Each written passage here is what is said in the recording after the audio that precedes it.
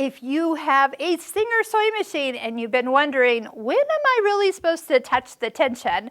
I'm going to give you a couple tips to help you know when. Now, I know tension gets blamed for a lot of sewing machine issues, but here's the thing. If you have threaded the machine correctly and put the bobbin in, put a new needle in, and cleaned out underneath the machine from time to time, because fabric is linty and that gathers up, your sewing should be pretty flawless. So tension is not what you should be changing just because you're having some threads that are garbling or threads that are breaking while you're sewing. That's something else. So I usually tell people tension is not the issue.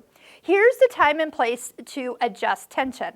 So for example, right now I have a thread that is thicker than what I have in the bobbin. So right now I have kind of a thick and thin version going on.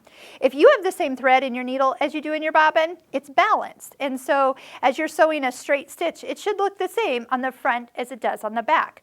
So when you've threaded it correctly, okay? So if you have a thread that is not balanced, okay, so maybe the thread's a little pulled to the top side, well, that means that the top thread is a little tighter. So that means you can actually lower it down a number, so then the bobbin can kind of have a way to pull it back down. So it's kind of where they connect hides in between the two layers of fabric. So you should not be able to tell what side you've sewed from. That's the goal of a balanced stitch. And tension can help. Also notice that when we talk about adjusting for tension, your normal range is between 3 and 5. So usually you're going to just be at 4. When you're here though, and you are adjusting it, one little titch or adjustment, just a little bit, is not going to make a difference. I want you to go ahead and turn it a whole number or even a whole number and a half. So you can decide, is that really adjusting it?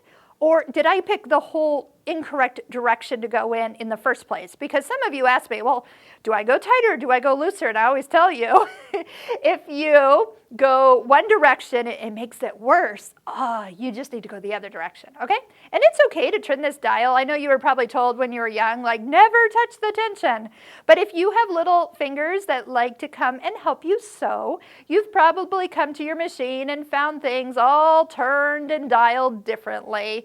And all you have to do is, what? Turn it back. All right, so as you work with balancing your stitch, whether you've got different threads in the machine or you're doing a technique that needs to have them maybe pulled to the back a little bit more, you can flip it over and see what the back is looking like and see how it is balanced.